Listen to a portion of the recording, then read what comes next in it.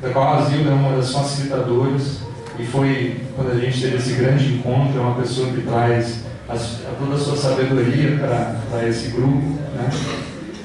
E é um programa basicamente que ajuda as pessoas a encontrar o seu propósito de vida, né? E fazer um planejamento de vida e carreira em cima desse propósito, né?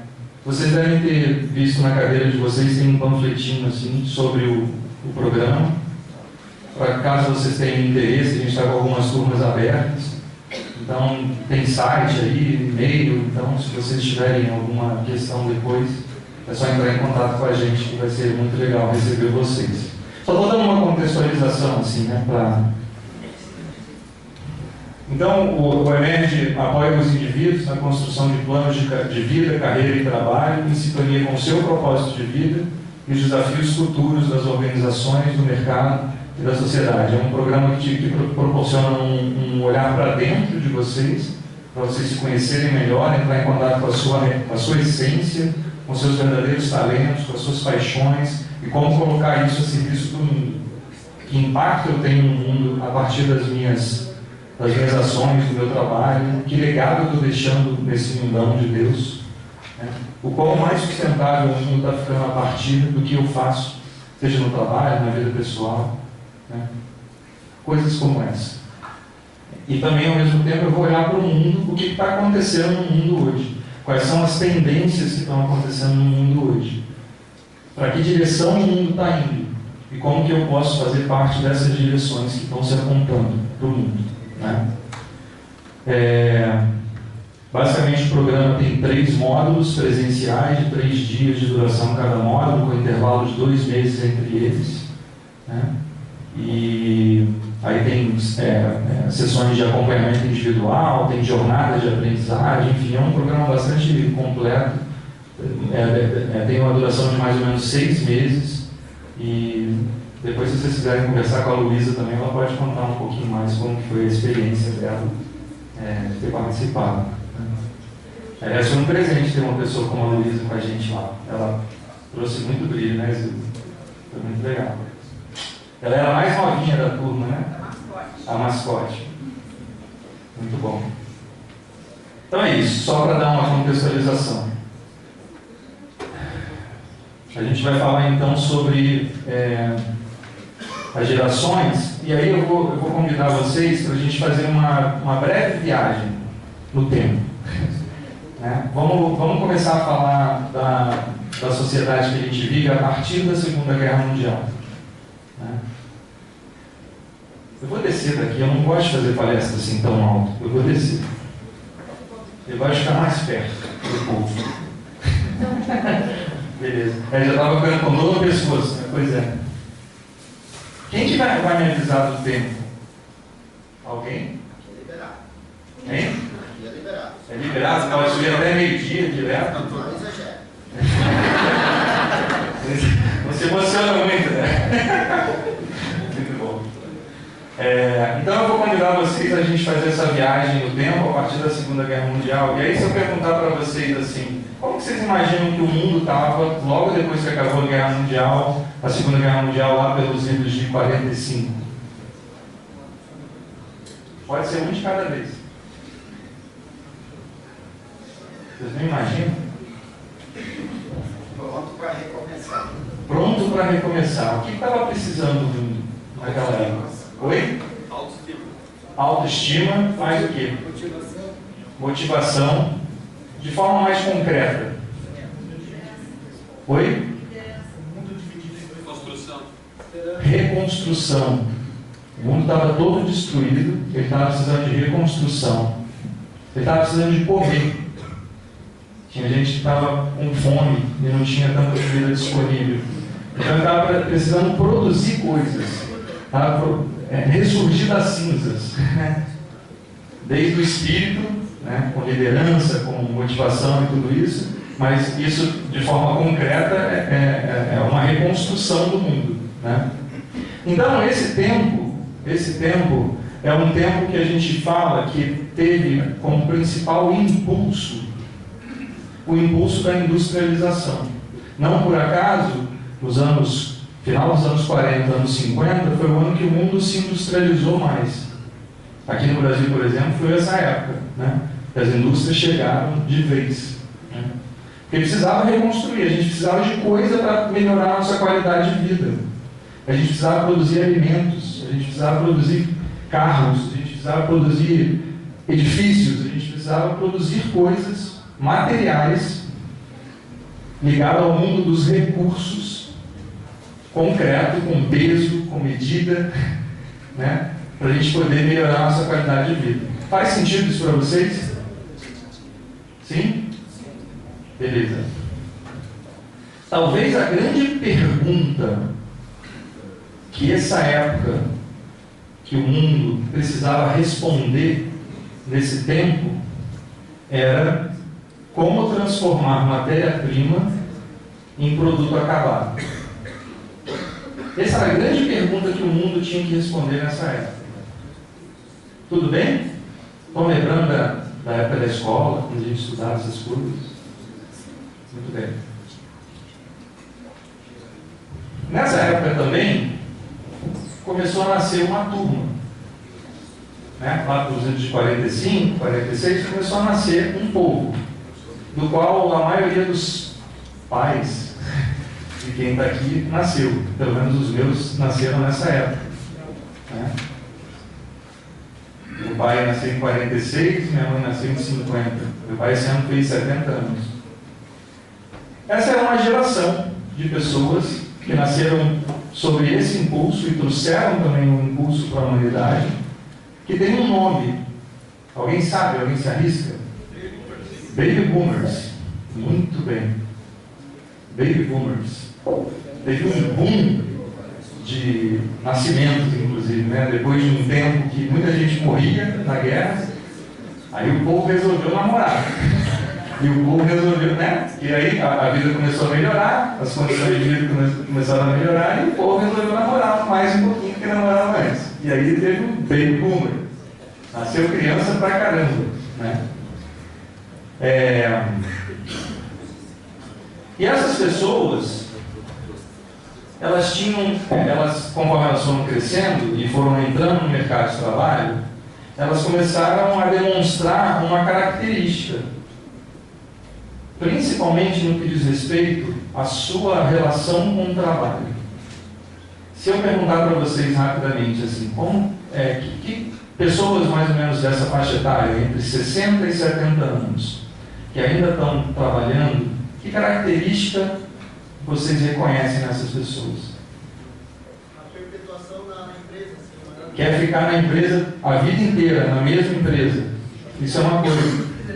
Fidelidade. Oi? Respeito às hierarquias. Respeito às hierarquias. Muito forte. Né? Isso mesmo. A força de vontade. Força de vontade. Suor. Né? Bastante. Isso mesmo.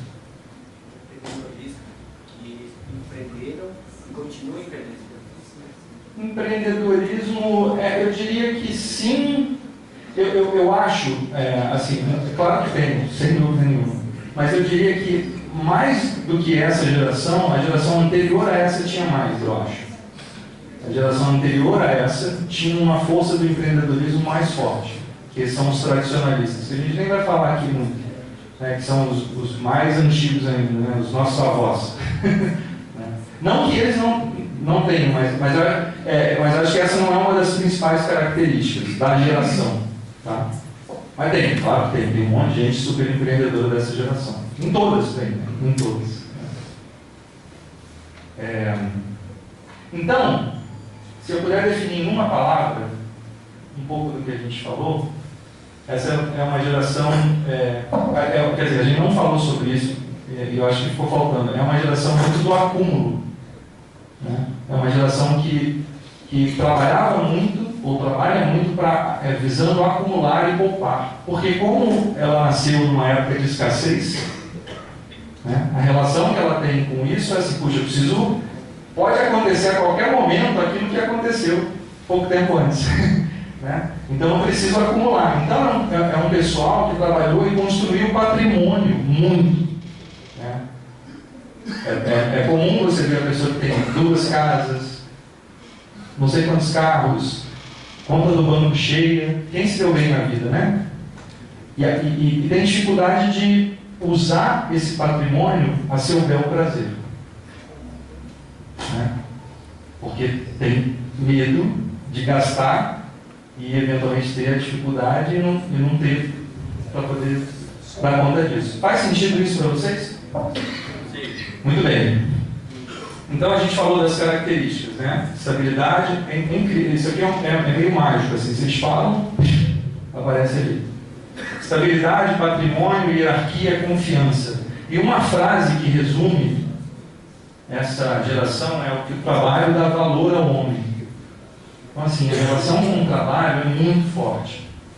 Você tem que trabalhar. E a empresa que você trabalha vira quase que o seu sobrenome, né? Como que se chama? Qual a primeira nomenclatura que designa pessoas que trabalham em algum lugar? O cara, ele é o que ele é? Empregado. Esse termo é dessa geração. Não sei se já pararam para pensar, quando a gente fala a palavra empregado, é empregado na empresa.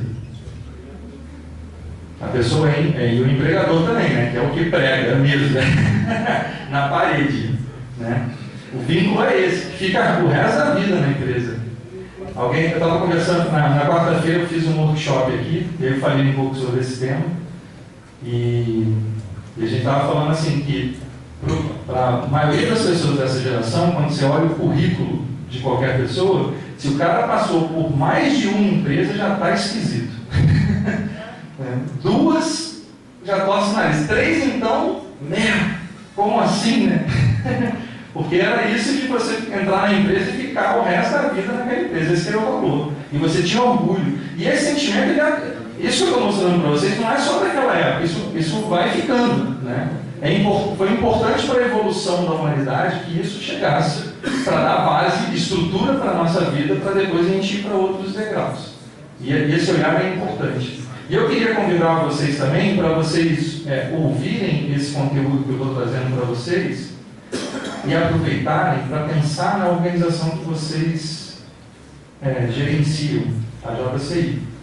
O quanto que essas características elas aparecem no dia a dia da JCI. Para que vocês possam ter consciência sobre isso e poder fazer alguma coisa sobre isso se quiserem. Esse é um espírito que eu queria que vocês tivessem. Então, empregado, né? Só para terminar esse ciclo, qual o tipo de liderança, qual o estilo de liderança mais comum vindo dessa geração? É o chefe. Como é que é esse estilo, chefe? Manda quem pode, obedece quem tem juízo. É uma liderança que, assim, eu vou tomar cuidado com isso que eu vou falar, porque eu não quero ofender. Não é nesse sentido de ofender, mas assim, tem um resquício ainda do jeito capataz de liderar. Né? Tem uma coisa muito coercitivo, muito de tomar conta, mas você está bem tomando conta para ver se o cara está fazendo direito. Né? O outro dia eu vi uma imagem que me chamou muita atenção. Eu estava ali no centro do Rio, tem um lugar de comércio popular no Rio, chamado Rua da Alfândega, tem um Saara ali e tal. E aí eu fui numa loja de chineses, e aí a cena era a seguinte: na hora que eu entrei na loja, a chinesa, dona da loja, ela estava numa cadeira mais ou menos de uns 2 metros de altura, virada de costas para a rua, encostada na parede, olhando, sentada lá em cima, olhando para a loja, tomando conta da loja. Eu falei, nossa, olha aí, ó, a imagem do chefe capataz, em 2016. E tinha um monte de câmera também. Eu falei, cara, o negócio aqui Então é isso. Empregado, líder-chefe. Muito bem. Aí passou o tempo, lá pela década de 60, mais ou menos,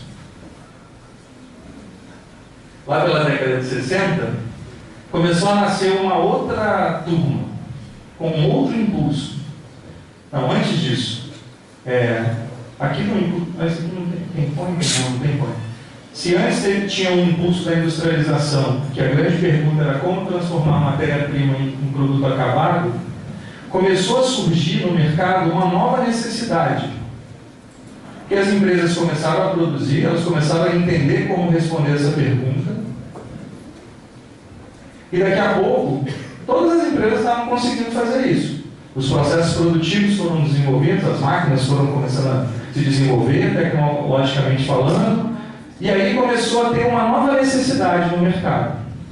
Que eu comecei a precisar a me diferenciar um pouco do outro, para poder me sobressair no mercado. O que eu comecei a precisar? Que não tinha ainda antes.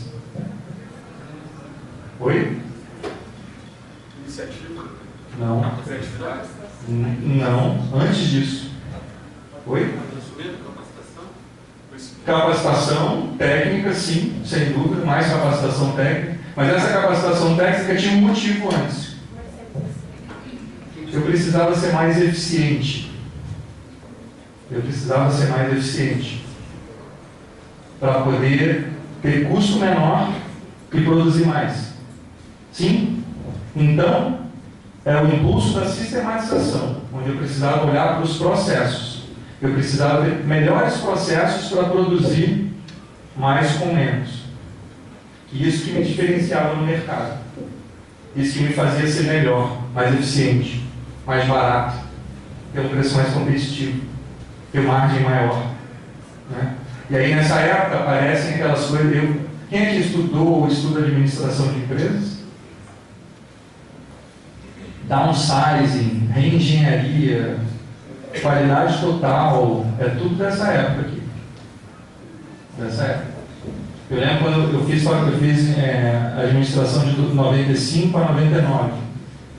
Quando eu fiz faculdade, a reengenharia era o ó do Morogodó. Era o melhor de tudo. Era a solução dos problemas. Era a forma de cortar cabeças. O cara chegava com um processo de engenharia na empresa, demitia metade. Uma beleza. Essa geração, que nasceu lá na década de 60, mais ou menos, é uma geração que tem um outro olhar para o trabalho, diferente da Baby Boomer. E ela tem um nome também, né, que é a geração X. Muito bem. Se a geração B tinha a preocupação maior de todas de poupar e acumular, a geração X tem uma coisa que já foi falada aqui. E não que a geração B não tinha, a Baby Boomer, mas a geração X tem mais. Que é suar.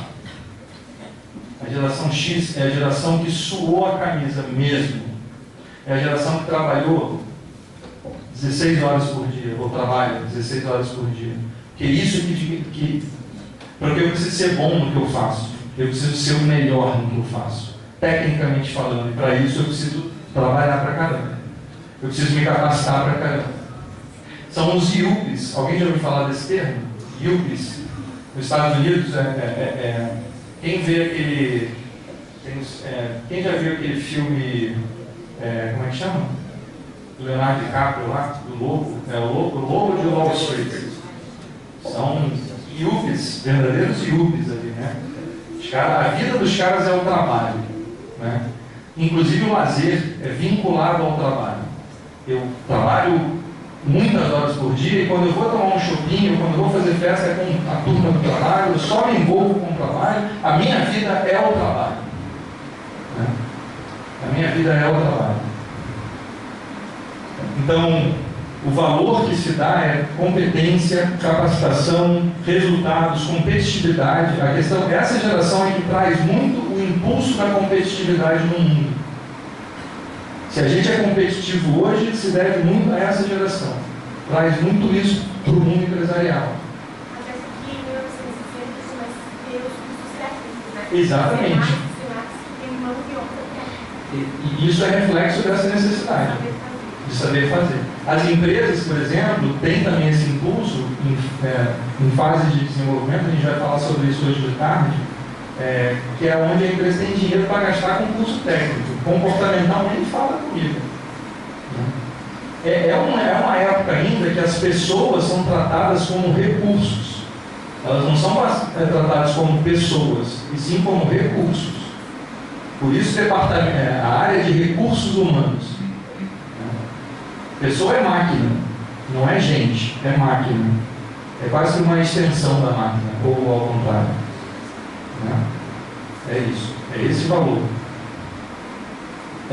Se antes era o empregado, passou a ser o funcionário, que valoriza, tem a ver com a função. O que é importante é a função que ele tem. E o chefe, ele deixa de ser líder-chefe e passa a ser o líder-gerente, que é o cara que gerencia os processos. Pessoas também um pouquinho, mas mais os processos. A habilidade de liderança dessa época é gerente. Dessa época ainda hoje, porque tem um monte de gente que é assim. Hoje. Aí. Tudo bem até agora? Bom, e aí a coisa foi andando, as empresas foram ficando mais eficientes, todo mundo tem qualidade total, todo mundo tem ISO 9000, todo mundo tem ISO 14000, isso não é mais diferenciado no mercado nenhum, e aí precisa de uma nova coisa. Tem uma nova necessidade no mercado, tem um novo impulso que surge, que é o quê?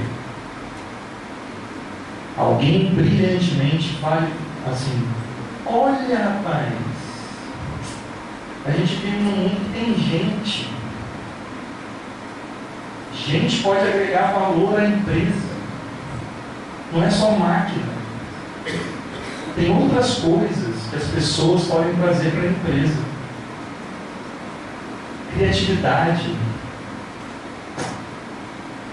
liderança, comportamento, valores organizacionais, essas coisas todas. Isso pode fazer diferença, a gente pode ter uma empresa melhor se a gente tiver esses valores agregados ao nosso negócio. Então surge um novo impulso. Aí a gente está falando de pessoas que nasceram no final da década de 70, 70 e muitos, 78, 79, até 90 mais ou menos, que é a geração Y. Mas esse impulso é o impulso que a gente chama de impulso da motivação, liderança e equipes. Tem a ver com relações. Passa-se a olhar para relações como uma coisa importante, diferente, e que traz um diferencial para a empresa. As pessoas que se destacam na empresa são pessoas que se relacionam bem, que sabem se relacionar internamente, fazendo conexão entre as áreas, entendendo melhor os pormenores, começa a se desenvolver mais profundamente o pensamento sistêmico, uma coisa conecta com a outra, que conecta com a outra, que tem impacto com a outra, e as pessoas precisam ter noção disso. A grande questão dessa turma é como integrar pessoas aos processos, gerando autonomia de decisão. Como o negócio começa a ganhar um nível de complexidade, o líder não precisa mais só ele tomar decisão sozinho. Eu preciso gerar autonomia de decisão na ponta. Eu preciso empoderar outras pessoas para que elas tomem decisões mais rápidas, mais precisas. Tem empresa que tem dificuldade de fazer isso. Mas no mundo de hoje, se você não empodera, você não dá conta. É muito complicado. E aí tem uma coisa muito... você já deve ter... Eu sempre conto essa história porque eu acho que ela é muito ilustrativa disso que eu estou falando. Quando tem um case que é mundialmente famoso da Unilever, que você já deve ter ouvido em cursos de graduação ou de pós-graduação, que é aquele da pasta de dente, da caixinha da pasta de dente. Alguém já ouviu? Então é assim, o processo, estava com um problema no processo, para quem não ouviu, que algumas caixas de pasta de dente estavam chegando no final do processo vazias. E aí, os caras falam assim, estamos com um problema de processo. né? Então, obviamente, o que eu preciso fazer? Contratar uma consultoria para melhorar o meu processo. Aí os caras gastaram $100.000 para rever todo o processo do negócio da pasta de dente e implementaram lá, $100.000. E aí, meio que resolveu, meio que não resolveu, até que um dia o chefe dessa área resolveu ir lá conversar com um cara que estava ali na linha de produção. Até então ele não tinha nem consultado, né, o problema. E aí, ele pergunta para o cara assim, e aí, resolveu o problema? Ele falou, olha, resolveu mais ou menos, ainda tem uns probleminhas, mas a gente resolveu aqui. A gente fez uma vaquinha e comprou um ventilador de R$100. E aí a gente colocou o ventilador ali num determinado ponto, as caixinhas que estavam vazias eram expelidas e pronto, resolveu o problema. Nossa, que maravilha, né? Pelo simples fato de ele ter que conversar com quem sabe do problema, com quem conhece o problema, com quem está vivendo o problema todo dia e quem tem a solução do problema, que é a pessoa. O cara se interessou pela pessoa e foi ouvir a pessoa, não é a máquina. Quando você tem um problema de processo na sua empresa, a solução não está no processo, a solução está nas relações, ou na identidade da empresa, ou está níveis assim. Né? Faz sentido isso para vocês? Beleza. Então essa geração é a geração Y, e a geração Y traz uma coisa maravilhosa para a vida. Que a geração X era suava a camisa, a vida é o trabalho. A geração Y fala assim, não, a vida não é o trabalho não. A vida o trabalho é parte da vida. Eu quero mesmo é viver a vida. A geração Y questiona, trabalhar o tempo inteiro? Não, eu quero trabalhar, mas eu quero ter qualidade de vida. Eu quero ter tempo para estar com meus filhos, eu quero ter tempo para estar com a minha família, eu quero ter tempo para estar com meus amigos, eu quero ter tempo para trabalhar com qualidade. Aí surge uma empresa como o Google, por exemplo. Né? E o Google é muito esperto, é uma ótima empresa, mas é muito esperto, porque ele, dentro da empresa, ele proporciona essa qualidade de vida. Então o cara não sai da empresa, mas pelo menos ele tem uma qualidade de vida ali dentro, no campus do Google. Todo mundo tem vontade de morar no Google, né? Eu estive no escritório do Google em São Paulo. Se a gente estivesse fazendo essa palestra lá no escritório do Google, ia ter umas cervejinhas assim, ia ser um ambiente mais descontraído. Isso é bem legal. Tem academia na empresa, super bacana. Tem lugar para você jogar totó, ping-pong, videogame e tal. Mas você está ali, né? Você fica ali. Mas é a qualidade de vida, de alguma forma. Né? Enfim. Totó é pebolim, talvez? Isso. É que lá no Rio chama totó. Totó. Totó. Essas coisas são engraçadas.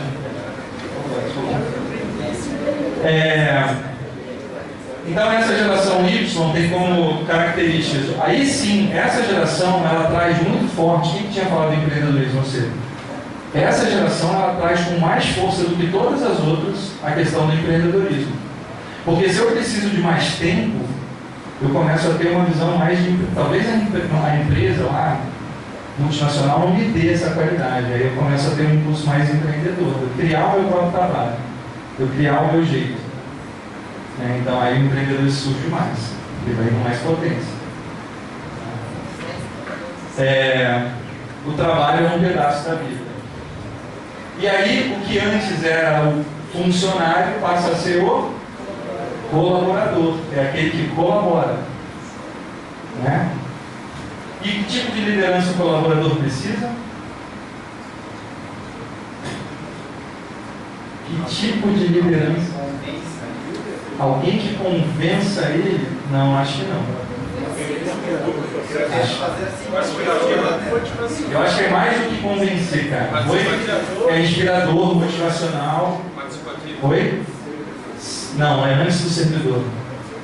É uma liderança participativa, que é chamada de facilitador. É o cara que facilita as relações. Ele facilita os caminhos.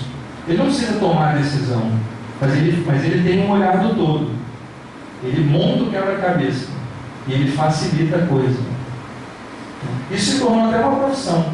E eu e a Zilda, dentre outras coisas, somos facilitadores de workshops, de treinamentos. A gente sempre é facilitar as coisas, né?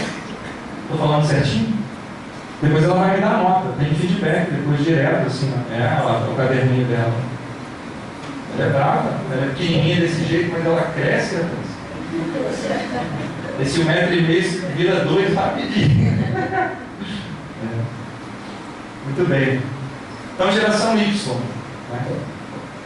E aí, está chegando agora nas organizações uma galerinha, já temos aqui alguns representantes, de uma geração que está revolucionando o meio empresarial. Está trazendo um impulso que já começou muito na geração Y. Eu diria que a geração Y já traz uns questionamentos para as empresas com um nível de profundidade maior. Porque quando entra ser humano com a sua complexidade, né, agora o bicho pega. Até então era mais fácil, né? Lidar com marketing é mais fácil. Aí entrou o bichinho ser humano, é um pouco mais complicado. Mas é mais bonito também. O resultado dele é muito mais bonito. Mas precisa botar a mão na complexidade para entender esse mundão todo, né? Porque aí, depois do impulso da motivação, liderança e equipe, só isso, só a questão da pessoa não era mais o suficiente. As empresas, para se diferenciarem uma das outras, elas precisavam de um algo a mais. Ela precisava, na verdade, se reconectar com a coisa mais importante que ela tem. E nesse caminho, às vezes, ela perdeu o contato. Que o mundo perdeu o contato. E agora a gente está vivendo um tempo que a gente precisa se reconectar com isso. Que é o tal do propósito. Que é o tal da essência. Que tem a ver com a sustentabilidade. Na verdade, esse papo de sustentabilidade empresarial tem a ver com uma reconexão com o motivo que fez a empresa existir. E as empresas, às vezes, elas se desconectaram do porquê que ela existe de verdade. Para que eu sei isso? Por que você produz roupa? Por que você faz carro? Por que você produz alimento? É para o acionista ganhar dinheiro? Só? Ou tem alguma coisa maior? Por que fizeram a Revolução Industrial lá atrás? E começaram a criar empresa, indústria, processo industrial, para atender uma necessidade humana, para melhorar a nossa vida. Por que tem empresa de carro? Por que produziram carro? Para a gente poder se locomover mais rápido, para a gente chegar mais rápido, com mais conforto nos lugares. Por que produziram roupa? Para a gente poder se cobrir do frio, para a gente poder ficar mais bonito. Mas as empresas se desconectaram dessa, e isso faz toda a diferença. Quando você vê, por exemplo, uma empresa de carro, que tem como missão e visão, sei lá, fazer carro, desconfia. Agora, se a empresa de carro tem como missão melhorar a mobilidade urbana, faz mais sentido para mim. Não necessariamente ela vai produzir só carro. Ela pode produzir outras coisas. E o objetivo dela é melhorar a mobilidade urbana. E aí você abre oportunidade para outros caminhos. Inclusive com um carro. Talvez um carro que polua menos. Mas vai investir em vias, vai investir em bicicleta, vai investir em planejamento urbano, vai se envolver com isso. Isso sim é propósito. Né? E essa geração que está trazendo esse impulso. O impulso da sustentabilidade do propósito, que tem a ver com a identidade. Não à toa, cursos como o Emerge, que eu contei para vocês, está aparecendo aos montes, porque se as organizações precisam se reconectar com o propósito, é porque as pessoas precisam reconectar com o seu propósito. Está aparecendo coachings. Acho que nunca antes na história da humanidade teve tanto curso de autoconhecimento, das mais diversas linhas. Né? Porque tem uma necessidade latente no mundo de reconexão com a nossa essência. E que se a gente não fizer isso, essa reconexão, 15 minutos, recebi a plaquinha. Se a gente não fizer essa reconexão, Eu não sei o que vai dar para frente. Logo depois dessa palestra, eu vou engatar numa outra, junto com a Zilda, lá numa outra sala, já fazendo propaganda. A gente vai falar sobre mega tendências. Quais são? A gente vai olhar para a evolução da humanidade até agora, vai dar uma viajada na história maior do que essa, e a gente vai entender em que momento da história a gente está e quais são as tendências daqui para frente. E isso vai ajudar vocês a aprofundarem, quem puder participar, obviamente.